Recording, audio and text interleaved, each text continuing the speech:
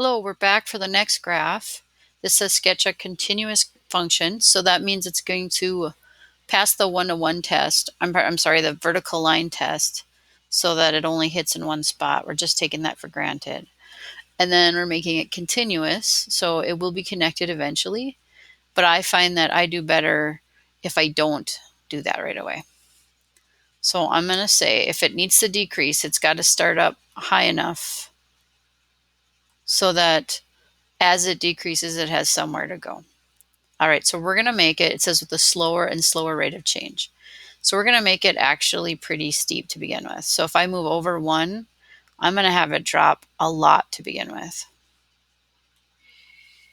Then when I go over 1 again, I'm going to have it drop not quite so much.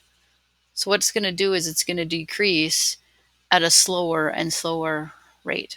So now I'm going to scoot over 1, and then this time I'm going to have it hardly decrease at all. And it's okay if it goes below.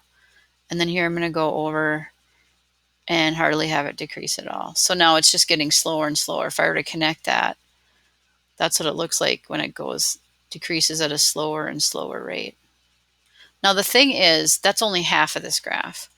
Then it says then increasing with a faster and faster rate of change. So in that case, now I'm going to start to say, okay, I'm going to start to increase, but I'm going to increase really slowly. So I go over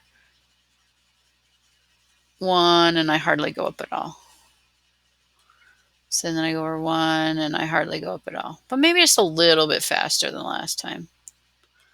Then I go over 1 and I'm growing a little faster.